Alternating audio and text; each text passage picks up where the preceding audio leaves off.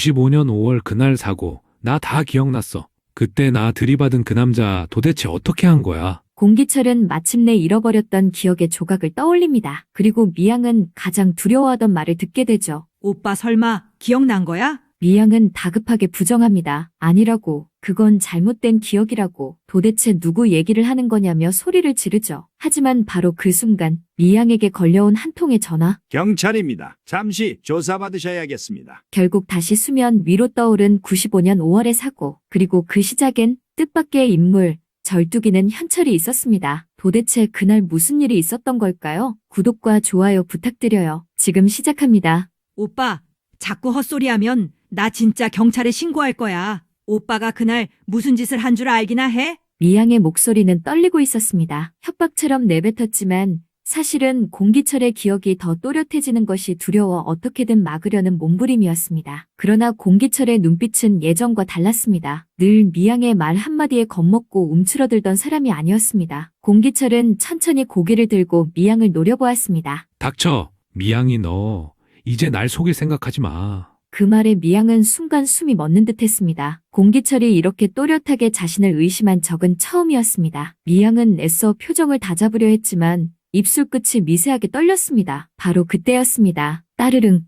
갑작스럽게 울린 전화벨 소리에 미양은 쏘스라치게 놀랐습니다. 마치 누군가 자신의 죄를 들여다본 것처럼 미양은 한동안 휴대폰 화면만 바라보았습니다. 발신자는 경찰서였습니다.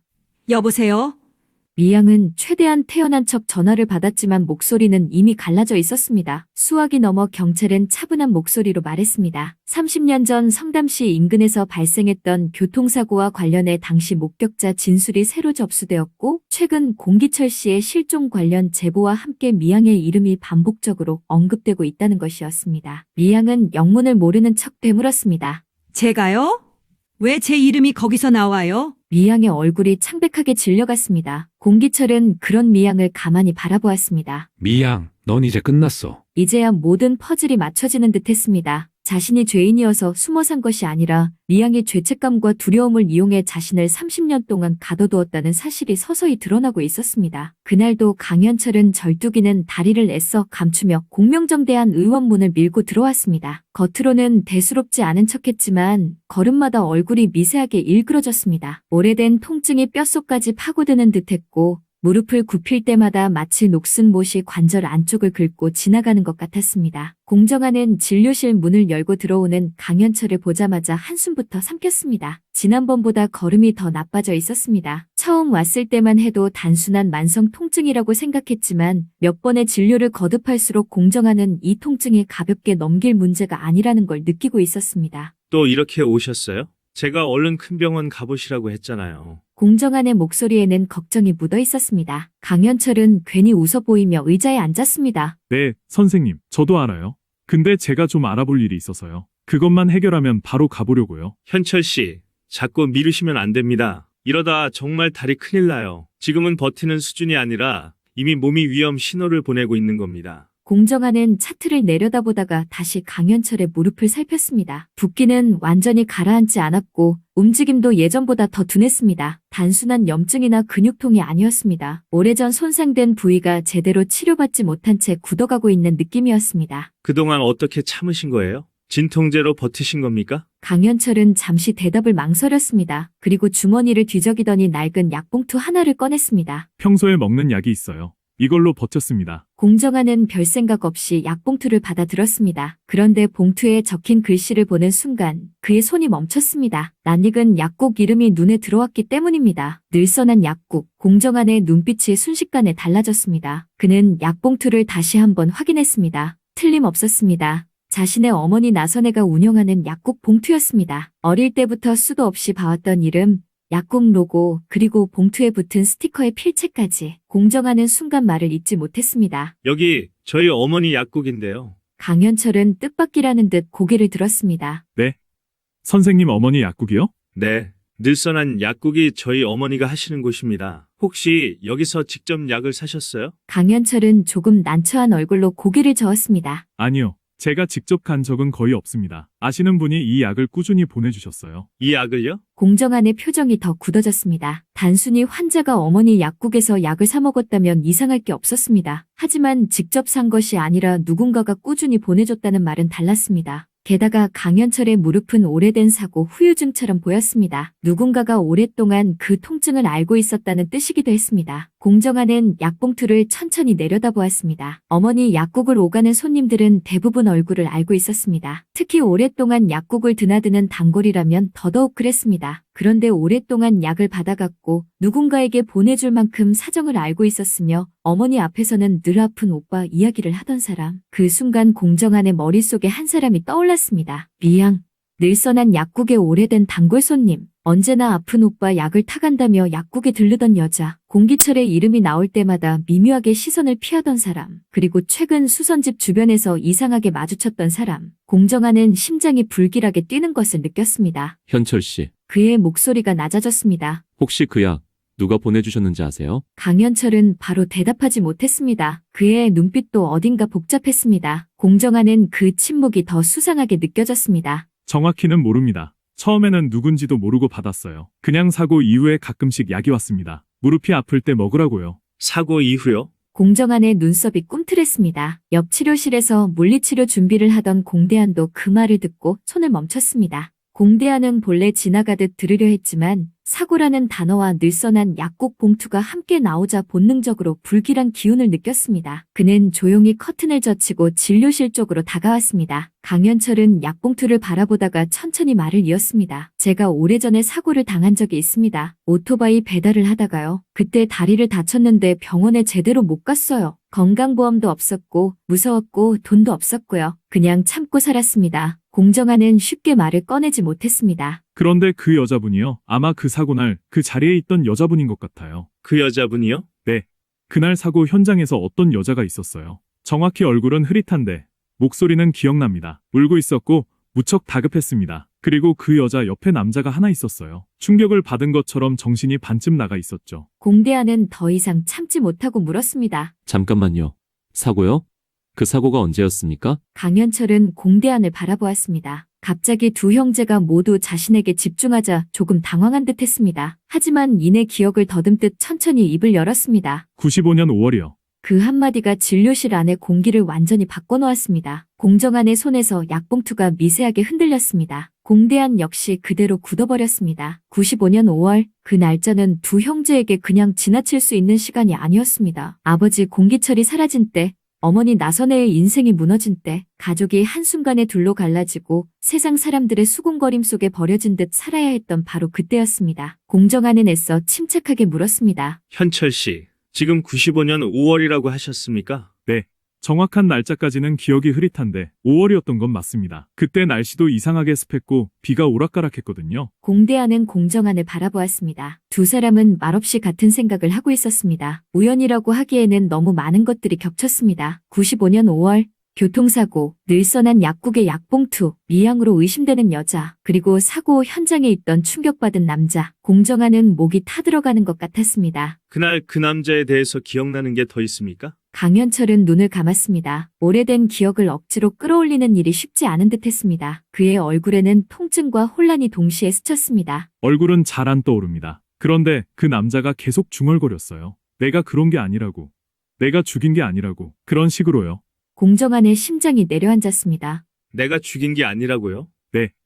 그 말을 반복했습니다. 그때는 저도 다리가 너무 아프고 정신이 없어서 제대로 못 들었는데 이상하게 그 말만은 오래 남았습니다. 그리고 그 여자가 그 남자를 붙잡고 계속 말했어요. 여기 있으면 안 된다고. 경찰 오기 전에 가야 한다고. 내가 알아서 하겠다고. 공대한의 얼굴이 굳어졌습니다. 그 여자가 남자를 데려갔습니까? 그렇게 보였습니다. 저는 그때 제 몸 하나도 추스르기 힘들었고 괜히 제가 무면허니 뭐니 문제 생길까봐 도망치듯 빠져나왔습니다. 나중에 생각해보니 그게 늘 마음에 걸렸어요. 사고가 났는데 아무도 제대로 신고하지 않았다는 게요. 공정한은 약봉투를 다시 내려다보았습니다. 오래된 봉투였지만 최근 처방된 흔적도 있었습니다. 단순히 한두 번 약을 보낸 것이 아니었습니다. 누군가는 강현철의 존재를 계속 알고 있었고 그의 다리 상태도 알고 있었습니다. 그리고 그 누군가가 어머니 약국에서 약을 구해보내고 있었습니다. 그 사람이 미양이라면, 그렇다면 미양은 95년 5월 사고 현장에 있었고 공기철을 데려갔고 강현철에게도 약을 보내왔다는 말이 됩니다. 단순히 공기철을 숨긴 것만이 아니었습니다. 미양은 사고와 관련된 또 다른 목격자까지 관리해온 셈이었습니다. 공대하는 낮은 목소리로 말했습니다. 형,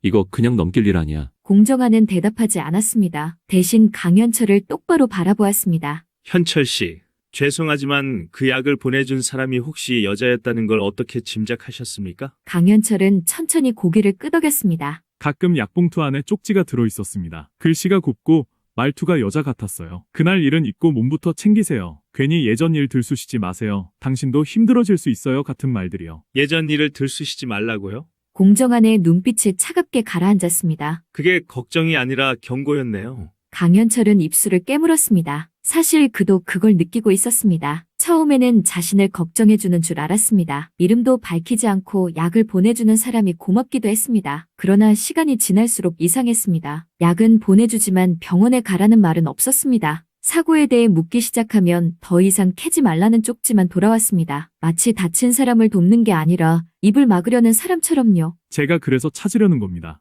그 여자가 누군지, 그리고 그날 그 남자가 누구였는지. 공정하는 잠시 눈을 감았습니다. 모든 것이 한 사람을 가리키고 있었습니다. 하지만 아직 확실한 증거가 필요했습니다. 어머니에게 섣불리 말하면 다시 상처를 줄 수도 있었습니다. 하지만 이대로 침묵할 수도 없었습니다. 30년 동안 멈춰있던 진실이 눈앞까지 다가온 순간이었습니다. 공대한이 조심스럽게 물었습니다. 혹시 그날 그 남자 이름을 들은 적 있습니까? 강현철은 쉽게 대답하지 못했습니다. 오래전 기억이 안개처럼 흐려져 있었기 때문입니다. 이름은 정확히는 모르겠는데요. 강현철은 미간을 찌푸린 채 한참 동안 생각에 잠겼습니다. 그러다 문득 무언가 떠오른 듯 고개를 들었습니다. 아, 무슨 오빠라고 했던 것 같아요. 오빠요? 네.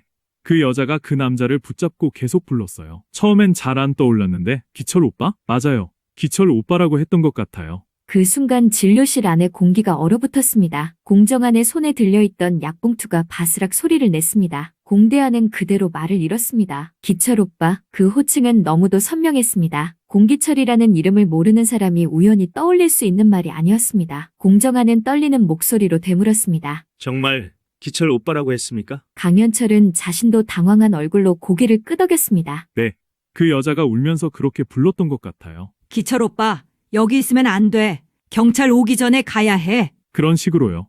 공대한의 얼굴이 하얗게 질렸습니다. 형, 공정한은 아무 대답도 하지 못했습니다. 95년 5월 교통사고, 늘선한 약국의 약봉투, 그리고 사고 현장에서 남자를 데려갔던 여자, 거기에 기철 오빠라는 호칭까지 더해진 순간 모든 조각은 한 방향을 가리키고 있었습니다. 공기철, 그리고 그를 그렇게 부를 수 있는 사람. 공정한의 머릿속에 단골 손님 미양의 얼굴이 떠올랐습니다. 늘 아픈 오빠 이야기를 하며 약을 타가던 여자. 어머니 앞에서는 조용히 웃었지만 공기철의 이름만 나오면 묘하게 눈빛이 흔들리던 여자. 공정한은 낮게 중얼거렸습니다. 미향 씨, 공대한이 이를 악물었습니다. 형, 이제 우연 아니야. 미양 씨가 그날 거기 있었던 거야. 공정한은 약봉투를 움켜쥔 채 천천히 고개를 끄덕였습니다. 그리고 아버지를 데려간 것도 그 사람일 수 있어. 형, 이건 엄마한테 말해야 해. 공정한은 한참 동안 대답하지 못했습니다. 어머니 나선혜가 또 한 번 무너질까 두려웠습니다. 얼마 전까지만 해도 어머니는 공기철을 찾겠다는 마음을 겨우 붙잡고 있었습니다. 그런데 바로 어제 공기철의 이름으로 온 문자 하나 때문에 모든 희망을 접으려 했습니다. 돌아갈 생각 없으니 날 찾지 마. 그 문자를 본 나선혜의 얼굴을 공정하는 아직도 잊을 수 없었습니다. 어머니는 그날 아무 말도 하지 않았습니다. 울지도 않았습니다. 그저 오래된 의자에 앉아 한참 동안 휴대폰 화면만 바라보았습니다. 오히려 그 침묵이 더 아팠습니다. 30년 동안 버림받았다고 생각했던 상처가 다시 벌어진 얼굴이었습니다. 하지만 이제는 달랐습니다. 그 문자가 정말 공기철이 보낸 것인지조차 의심스러웠습니다. 만약 누군가 공기철의 이름을 빌려 나선혜가 더 이상 찾지 못하게 막은 것이라면 그것은 단순한 장난이 아니었습니다. 30년 동안 이어진 거짓말의 연장일 수도 있었습니다. 결국 공정한과 공대한은 그날 밤 늘선한 약국으로 향했습니다. 나선혜는 이미 약국 문을 닫고 정리를 마친 뒤였습니다. 하지만 두 아들이 굳은 얼굴로 들어서는 순간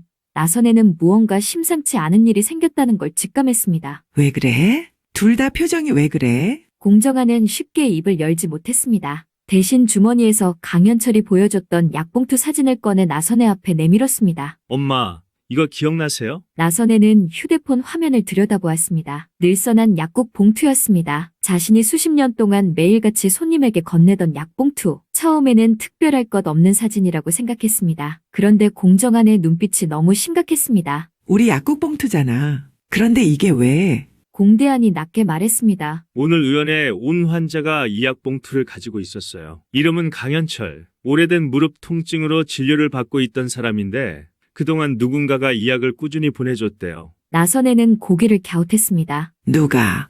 모른대요. 그런데 그 사람이 95년 5월에 교통사고를 당했대요. 그 순간 나선혜의 손끝이 멈췄습니다. 95년 5월이라는 말은 나선혜에게 아직도 상처처럼 남아있는 날짜였습니다. 공기철이 사라진 시기, 온 집안이 뒤집혔고 아이들이 아버지를 기다리다 지쳐 잠들던 시간, 사람들은 공기철이 가족을 버리고 떠났다고 수군거렸고 나선혜는 그 말들을 들으면서도 아무 대답도 할 수 없었습니다. 공정하는 조심스럽게 말을 이었습니다. 그 사고 현장에 어떤 여자가 있었대요. 그 여자가 다친 남자를 데리고 갔다고 했어요. 그리고 그 남자를 기철 오빠라고 불렀대요. 나선혜의 얼굴에서 피가 빠져나갔습니다. 뭐라고? 나선혜는 한동안 말을 잃었습니다. 공대한은 조심스럽게 말했습니다. 엄마, 어제 온 문자도 이상해요. 아버지가 직접 보낸 게 아닐 수도 있어요. 나선혜는 휴대폰을 꽉 쥐었습니다. 바로 그 문자였습니다. 자신을 찾지 말라는 말, 돌아갈 수 없다는 말. 그 문자를 보고 나선혜는 모든 걸 포기하려고 했습니다. 공기철이 살아있더라도 자신에게 돌아오고 싶지 않다면 더 이상 붙잡지 말아야 하는 것 아닌가 생각했습니다. 그런데 만약 그 문자마저 누군가의 조작이라면 나선혜의 눈빛이 조금씩 달라졌습니다. 슬픔과 혼란 속에서 아주 오래 묻어두었던 결심이 고개를 들었습니다. 실종 신고해야겠어. 공정하는 놀라서 물었습니다. 엄마, 괜찮겠어요? 나선혜는 천천히 고개를 끄덕였습니다. 그 사람이 정말 나를 떠난 거라면 직접 들어야겠어. 적어도 그 문자가 진짜인지 그 사람이 정말 무사한지 확인해야겠어.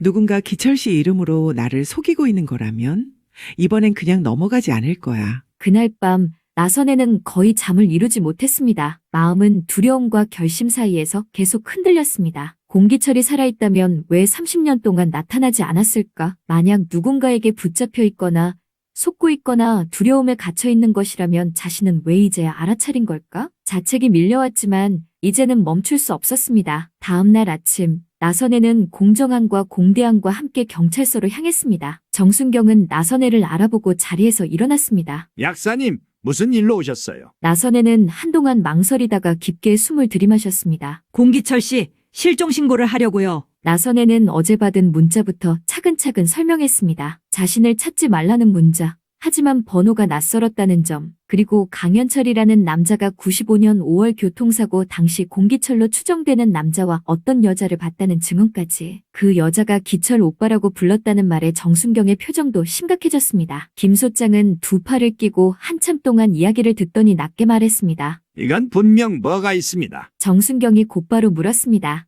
문자 온 번호 확인 가능하십니까? 나선혜는 휴대폰을 내밀었습니다. 정순경은 번호를 확인하고 통신 조회 요청 절차를 준비했습니다. 시간이 오래 걸릴 수도 있었지만 최근 문자 기록이 남아있는 데다 실종 정황과 관련된 내용이었기 때문에 긴급 확인이 가능했습니다. 얼마 지나지 않아 첫 결과가 나왔습니다. 정순경의 얼굴이 굳어졌습니다. 소장님, 김 소장이 다가왔습니다. 왜? 이 번호 정상 명의가 아닙니다. 대포폰으로 보입니다. 나선혜의 눈동자가 흔들렸습니다. 대포폰이요? 김 소장은 심각한 얼굴로 고개를 끄덕였습니다. 일반적으로 가족에게 정말 연락하려는 사람이 굳이 대포폰을 쓰지는 않습니다. 게다가 자신을 찾지 말라는 내용이라면 더 이상하죠. 누군가 일부러 약사님이 수색을 포기하도록 만든 걸 가능성도 있습니다. 공정하는 이를 악물었습니다. 그럼 아버지가 보낸 게 아닐 수도 있다는 거네요. 그 가능성이 큽니다. 그 말은 나선혜에게 두려움이면서 동시에 희망이었습니다. 공기철이 자신을 거부한 것이 아닐지도 모른다는 희망. 하지만 동시에 누군가 30년이 지난 지금까지도 공기철의 이름으로 자신을 속이고 있다는 공포. 김 소장은 곧바로 수사 방향을 바꾸었습니다. 정순경, 성담시 수선집 주변 CCTV 확보해. 특히 최근 실종 전단지 붙인 곳들 있지. 거기 주변부터 확인해. 네, 알겠습니다. 수사는 빠르게 움직이기 시작했습니다. 공기철의 과거 행적이 아닌 최근 공기철을 숨기거나 관련 단서를 없애려는 사람이 있는지 확인하는 방향으로 전환되었습니다. 그리고 얼마 지나지 않아 결정적인 장면이 발견되었습니다. 성담시 골목 입구의 작은 CCTV였습니다. 화면은 선명하지 않았지만 한 여자가 벽에 붙은 실종 전단지 앞에 멈춰서는 모습이 찍혀 있었습니다. 여자는 주변을 두리번거리더니 손을 뻗어 전단지를 거칠게 뜯어냈습니다. 한 장만 뗀 것이 아니었습니다. 벽에 붙은 공기철의 사진이 보이는 전단지를 발견할 때마다 신경질적으로 떼어내 구겨 넣었습니다. 정순경은 화면을 확대했습니다. 미양이었습니다. 늘 온화한 얼굴로 약국을 드나들던 미양. 아픈 오빠 걱정을 하며 나선혜에게 고맙다고 말하던 미양. 바로 그 미양이 공기철 실종 전단지를 뜯어내고 있었습니다. 그것도 우연히 본 사람이 아니라 작정하고 찾으며 지우는 사람처럼요. 나선혜는 손으로 입을 막았습니다. 미양 씨가 도대체 왜 이런 짓을? 이제 단순 실종이 아닙니다. 누군가 실종자 수색을 방해하고 있습니다. 정순경은 바로 보고서를 작성하기 시작했습니다. 대포폰 문자, 강현철의 증언, 약봉투, 그리고 미양이 전단지를 훼손하는 CCTV까지. 모든 정황이 하나의 방향으로 흐르고 있었습니다. 김 소장은 단호하게 말했습니다. 미양 씨 소재부터 파악해. 그리고 공기철 씨 행정기록도 다시 확인해. 며칠 전까지 공기철의 기록은 95년 이후 이상하리만큼 비어 있었습니다. 병원 진료 기록도, 보험 기록도, 근로 기록도, 주민센터 민원 기록도 거의 없었습니다. 사람이 살아있었다면 남아야 할 흔적이 지나치게 없었습니다. 누군가 의도적으로 세상 밖으로 나오지 못하게 막았거나 공기철 스스로가 극도의 두려움 속에 숨어 살았다는 뜻이었습니다. 정순경은 공기철의 기록을 다시 확인하다가 고개를 갸웃했습니다. 소장님, 이상합니다. 이 정도면 거의 존재하지 않는 사람처럼 살아온 겁니다. 30년 동안 행정기록이 이렇게 없을 수가 없습니다. 김 소장의 얼굴이 굳어졌습니다. 그럼 누군가 돌봐준 겁니다. 병원도 안 보내고 신분 확인이 필요한 곳도 안 가게 하고 필요한 건 대신 받아다 주고 세상과 완전히 끊어놓은 거죠. 공정하는 주먹을 꽉 쥐었습니다. 강현철에게 보내진 약봉투가 떠올랐습니다. 미양은 강현철에게도 약을 보내며 입을 막았고 공기철에게도 경찰이 잡아간다는 말로 겁을 줬을 가능성이 있었습니다. 그렇다면 미양은 30년 전 사고 이후 두 사람 모두의 두려움을 이용해 진실을 묻어온 것입니다. 경찰은 미양의 동선을 추적하기 시작했습니다. 약국 주변, 성담시 수선집 골목 공기철 전단지가 붙었던 시장 입구, 그리고 미양이 자주 드나들던 작은 반찬 가게와 오래된 주택가까지 하나씩 레이더망이 좁혀졌습니다. 미양이 다녀간 약국, 전단지가 사라진 골목, 그리고 그녀가 자주 드나들었다는 성담시의 오래된 수선집까지 그동안 아무도 의심하지 않았던 단골 손님 미양. 하지만 이제 모든 정황은 한 사람을 향하고 있었습니다. 95년 5월 사고 현장에 있었던 여자, 강현철에게 무릎약을 보내며 입을 막으려 했던 여자, 공기철의 이름으로 대포폰 문자를 보낸 것으로 의심되는 여자, 그리고 공기철의 실종 전단지를 몰래 뜯어낸 여자. 나선혜는 그제야 깨닫게 됩니다. 자신이 30년 동안 기다린 것은 남편의 마음이 아니었습니다. 어쩌면 누군가가 만들어낸 거짓말 속에서 공기철도 자신처럼 갇혀 있었던 것인지 모릅니다. 그 시각 미양은 이미 수선집 안에서 불안에 떨고 있었습니다. 창밖을 살피던 그녀는 멀리서 다가오는 경찰차 불빛을 보고 그대로 얼어붙었습니다. 미양의 얼굴이 하얗게 질렸습니다. 30년 동안 공기철을 붙잡아두었던 말들이 더 이상 통하지 않기 시작한 것입니다. 그리고 마침내 수선집 문 밖에서 낮고 단호한 목소리가 들려왔습니다. 경찰입니다. 문 여십시오. 나선혜는 떨리는 손으로 문 앞에 섰습니다. 30년 동안 기다려온 이름을 아주 조심스럽게 불렀습니다. 정한 아빠, 거기 있어요? 나예요. 선혜예요. 그 순간 안쪽에서 무언가 떨어지는 소리가 들렸습니다. 미양은 숨을 멈췄고 공기철의 잃어버린 기억은 마침내 문 밖으로 새어나오기 시작했습니다. 30년 전 5월 그날의 사고, 공기철을 사라지게 만든 진짜 이유, 그리고 미양이 끝까지 숨기려 했던 충격적인 비밀. 과연 수선집 문이 열리는 순간 나선혜는 살아있는 공기철과 마주하게 될까요? 오늘 이야기는 여기까지입니다. 다음 이야기가 궁금하시다면 구독과 좋아요 꼭 눌러주세요. 오늘도 시청해주셔서 고맙습니다.